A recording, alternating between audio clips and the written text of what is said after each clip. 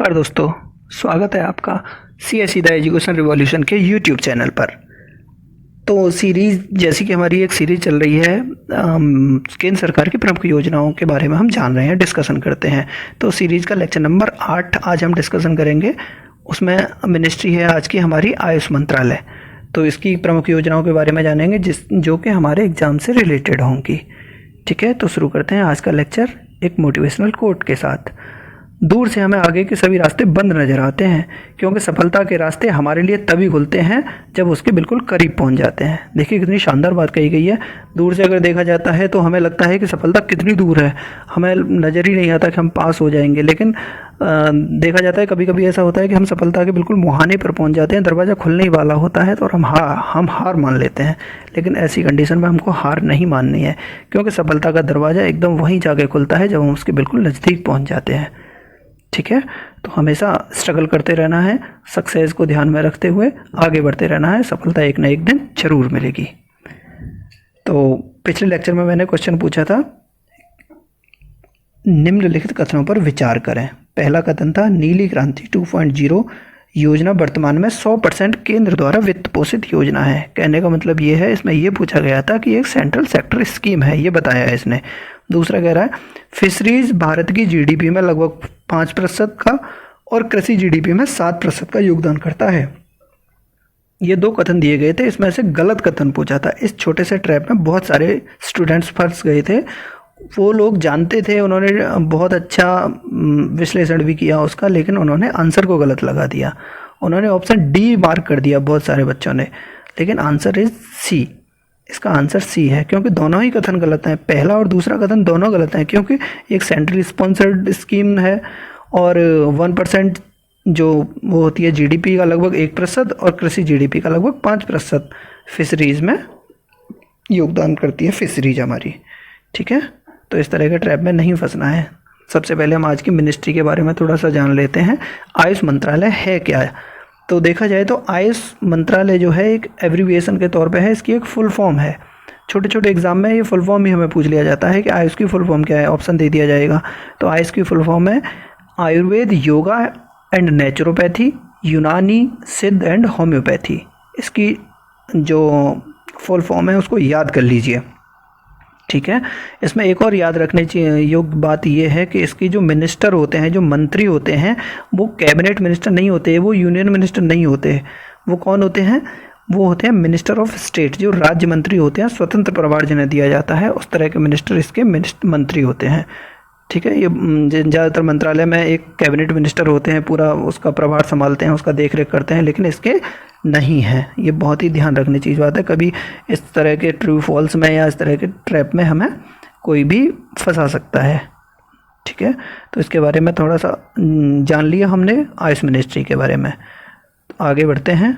आज का पहला हमारा योजना है राष्ट्रीय आयुष मिशन, NAM नाम से भी हम इसे जानते हैं। राष्ट्रीय आयुष मिशन के बारे में जानेंगे। जैसा कि कोई मिशन होता है वो एक अम्ब्रेला स्कीम की तरह होता है, इसमें छोटी छोटी चीज़ें करते हैं हम, बहुत सारी चीज़ें मिला के तब एक मिशन को कामयाब किया जाता है। जिस तरह से हम कोई भी मिशन लेके चलते हैं ना, UPSC मिशन है या BPSC मिशन है, UPPSC मिशन है, तो छोटे छोटे सिलेबस के सारे पार्ट हमें ये सिलेबस करना है पूरा कंप्लीट, ऐसे ही मिशन होते हैं राष्ट्रीय आयुष मिशन। तो ये कैसी योजना है? जैसा कि हमारा फॉर्मेट है, जैसा क्वेश्चन में पूछा जाता है उसी हिसाब से हम पढ़ेंगे। तो योजना का स्वरूप कैसा है? केंद्र प्रायोजित योजना है, सेंट्रली स्पॉन्सर्ड स्कीम है। कब लागू हुई थी? 2014 में लागू हुई थी। जैसे ही भारतीय जनता पार्टी की सरकार आई थी, आयुष मिनिस्ट्री ने राष्ट्रीय आयुष मिशन को लागू कर दिया था। एम क्या है इसका, यानी कि उद्देश्य क्या है? आयुष सेवाओं के माध्यम से आयुष चिकित्सा पद्धतियों को बढ़ावा देना। यानी आयुष सेवाएं जो हैं, अभी आयुष मंत्रालय के अंतर्गत जो सेवाएं आती हैं, उनके माध्यम से क्या करना है? हमें आयुष चिकित्सा पद्धति को बढ़ावा देना है। आयुष चिकित्सा पद्धति कौन सी हैं? जिसमें आयुर्वेद भी होगा, यूनानी भी होगा, होम्योपैथी भी होगा, सिद्ध भी होगा। ठीक है, और शिक्षण प्रणाली की सुदृढ़ करना है, यानी शिक्षण प्रणाली को सुदृढ़ करना है। जो हमारे आयुष से रिलेटेड जितनी भी शिक्षण प्रणाली है उसको हमें स्ट्रॉन्ग करना है। आयुर्वेद, सिद्ध, यूनानी और होम्योपैथी, ASUH, आयुर्वेद, सिद्ध, यूनानी और होम्योपैथी। औषधों की गुणवत्ता नियंत्रण के प्रवर्तन को सुविधाजनक बनाना है, यानी कि ये जो औषधि हैं इनकी गुणवत्ता को सुधारना है और इसको सुविधाजनक बनाना है, लोगों तक पहुंचाना है इसको। ठीक है, इस मिशन का एम है ये। इसमें घटक कौन से यानी कंपोनेंट कौन से होंगे। सबसे पहला कंपोनेंट देख लेते हैं, योग एवं प्राकृतिक चिकित्सा सहित आयुष स्वास्थ्य केंद्र स्थापित होंगे। इसमें योग, प्राकृतिक चिकित्सा यानी नेचुरल जो थेरेपी होती है इस तरह की, उनके आयुष स्वास्थ्य केंद्र बनाए जाएंगे। टेलीमेडिसन यानी टेलीफोन से मेडिसिन मंगा सकते हैं। आयुष के माध्यम से खेल चिकित्सा, वही आयुष से हमें चिकित्सा कैसे करनी है उसके बारे में। सार्वजनिक निजी भागीदारी सहित आयुष में नवाचार, यानी सार्वजनिक निजी भागीदारी का मतलब होता है पब्लिक प्राइवेट पार्टनरशिप, जो पब्लिक और प्राइवेट दोनों मिलके दोनों की भागीदारी से आयुष में कैसे इनोवेशन कर सकते हैं। निजी आयुष शैक्षणिक संस्थान के लिए ब्याज सब्सिडी घटक, यानी जो कोई प्राइवेट अगर संस्थान लगाना चाहता है, आयुष शैक्षणिक संस्थान यानी कोई इंस्टीट्यूशन खोलना चाहता है, उसको सरकार ब्याज में सब्सिडी देगी। ठीक है। परीक्षण प्रभारों की प्रतिपूर्ति, जो परीक्षण होंगे जहाँ पे उसके भी सब्सिडी के तौर पर उसे पैसा दिया जाएगा। आईईसी कार्यकलाप, इसका मतलब है, आईईसी का मतलब है इंफॉर्मेशन, एजुकेशन, कम्युनिकेशन, इस तरह की एक्टिविटीज़ पर ध्यान दिया जाएगा। कौन सी? इंफॉर्मेशन, एजुकेशन और कम्युनिकेशन के जरिए हमें आयुष के यानी आयुष पद्धति के, आयुष चिकित्सा पद्धति के बारे में जागरूक किया जाएगा। औषधीय पादपों से संबंधित क्षेत्रों में अनुसंधान और विकास, क्योंकि जो आयुर्वेद पूरा रिलेटेड होता है, आयुर्वेद, यूनानी और इस तरह की जो चिकित्सा पद्धति होती है, ये हमारे पौधों पे, पेड़ पौधों पे, इन्हीं पे डिपेंडेंट रहती है पूरी। तो इसके बारे में, इसके संबंधित क्षेत्र में अनुसंधान करना है हमें और इसका डेवलपमेंट करना है। ठीक है। बाजार संवर्धन, बाजार ज्ञान और वापस खरीद, वही से मार्केटिंग करनी है उसकी। जब पूरा दवाई, जब मेडिसिन हमारी बनके तैयार हो जाएगी तो किस तरह से बाजार में उतारनी है, बाजार का ज्ञान देना है लोगों को, इसका प्रचार प्रसार करना है। औषधीय पादपों के लिए फसल बीमा, यानी जो किसान इस तरह की खेती करेंगे उसके लिए फसल बीमा भी होगा, क्योंकि ये हो सकता है कि नष्ट हो जाए बहुत जल्दी या नुकसान कर जाए या जो भी है फसल इस तरह की, उसके लिए हमें फसल बीमा के लिए भी सरकार प्रोत्साहित करेगी किसानों को। तो आशा करता हूँ पहला वाला मिशन आपकी समझ में अच्छी तरह से आ गया होगा। आज का दूसरा है हमारा स्वास्थ्य राज्य कार्यक्रम। ये भी एक प्रोग्राम है, एक स्वास्थ्य रक्षा कार्यक्रम है ये हमारा। तो इसको हम कोविड-19 से भी जोड़ सकते हैं एक तरह से। देखिए आगे मैं पढ़ के बताऊंगा, आपको समझ में आएगा कि कोविड-19 से कैसे जोड़ सकते हैं हम इसको। सबसे पहले योजना का स्वरूप, केंद्र प्रायोजित योजना यानी सेंट्रल स्पॉन्सर्ड स्कीम है ये। लागू कब हुई थी? 2015 में। कौन से महीने में? अक्टूबर मंथ में। एम क्या है इसका? सभी गाँव में स्वास्थ्य परीक्षण शिविर लगाने हैं, स्वास्थ्य रक्षण OPD लगाना है और स्वास्थ्य और स्वच्छता के बारे में वहाँ के लोगों को जागरूक करना है। देखा जाए तो कोविड-19 में पूरा स्वास्थ्य और स्वच्छता यानी सैनिटेशन से ही रिलेटेड है। पूरा हाथों को धोना है, मास्क लगाना है, गंदगी में नहीं जाना है। ठीक है। विभिन्न कार्यक्रमों का आयोजन करना ताकि लोग स्वच्छता और स्वास्थ्य के बारे में इसके महत्व को जान सकें। तो देखा जाए तो कोविड-19 के लिए भी स्वास्थ्य रक्षा कार्यक्रम बहुत ही महत्वपूर्ण कार्यक्रम है एक तरह का। ये भी आयुष मंत्रालय के तहत काम में आ रहा है। ठीक है। तो इसका एम हम समझ चुके हैं अच्छी तरह से। आगे बढ़ते हैं। विभिन्न गांवों में चिकित्सा संबंधी सुविधाएं और तत्कालीन सहायता प्रदान करना, गांव से रिलेटेड है क्योंकि आयुष मंत्रालय को हमारा एम ये है कि गांव-गांव तक पहुंचाना है। तो गांव से ही शुरू कर रहे हैं, बाद में हम शहरों की ओर लाएंगे इसको। थर्ड वन, जनसंख्या संबंधी जानकारी, स्वच्छता की स्थिति, लोगों की खान पान संबंधी आदतों, मौसम के जीने के तरीके इत्यादि की जानकारी का दस्तावेज तैयार करना है। इस कार्यक्रम के तहत हमें क्या करना है? स्वच्छता की स्थिति पता करनी है, लोगों के खान पान संबंधी आदतें देखनी है, लोग क्या खाना ज़्यादा पसंद करते हैं, शाकाहारी लोग ज़्यादा हैं या मांसाहारी लोग ज़्यादा हैं, मौसम में किस तरह से जीते हैं। ठीक है। इसके अलावा बीमारियों की पूरी जानकारी और इसकी बढ़ोतरी से संबंधित सारे कारणों के बारे में जानकर इसके दस्तावेज को तैयार करना है। इस कार्यक्रम का एम है ये। ठीक है। तो मुझे लगता है जितना समझने लायक था वो समझ चुके हैं। इसको थोड़ा सा और देख लेते हैं। इस प्रोग्राम को आयुर्वेद विज्ञान के अनुसंधान परिषद, होम्योपैथी के अनुसंधान परिषद और यूनानी दवाइयों के अनुसंधान परिषद और सिद्ध के अनुसंधान परिषद। देखा जाए तो जो आयुष मंत्रालय में जो कंपोनेंट थे हमारे, सबसे पहले आयुर्वेद था, आयुर्वेद विज्ञान अनुसंधान परिषद, फिर होम्योपैथी था, होम्योपैथी के अनुसंधान परिषद, फिर यूनानी था, यूनानी दवाइयों के अनुसंधान परिषद, फिर सिद्ध था, सिद्ध के अनुसंधान परिषद। जो हमारे सारे कंपोनेंट्स हैं उनके अनुसंधान परिषदों के माध्यम से इसे लागू किया जा रहा है। किसको लागू किया जा रहा है? देखिए, अभी मैंने बताया था स्वास्थ्य रक्षा कार्यक्रम को। ठीक है, आगे बढ़ते हैं। अगली हमारी योजना है आयुष ग्रिड। ये क्या है? देखिए, कभी कभी यही पूछ लिया जाता है कि आयुष ग्रिड किससे संबंधित है। तो आयुष ग्रिड के बारे में जानते हैं। आयुष मिनिस्ट्री द्वारा यानी आयुष मंत्रालय द्वारा राष्ट्रव्यापी स्तर पर आयुष ग्रिड नामक एक डिजिटल प्लेटफॉर्म, क्या है ये? एक डिजिटल प्लेटफॉर्म है। ऑप्शन में अगर दिया जाए तो आयुष ग्रिड क्या है? आयुष मंत्रालय से संबंधित एक डिजिटल प्लेटफॉर्म है। इसको स्थापित किया जाना है, स्थापित हो चुका है। एम क्या है इसका? इस पहल का मुख्य उद्देश्य क्या है?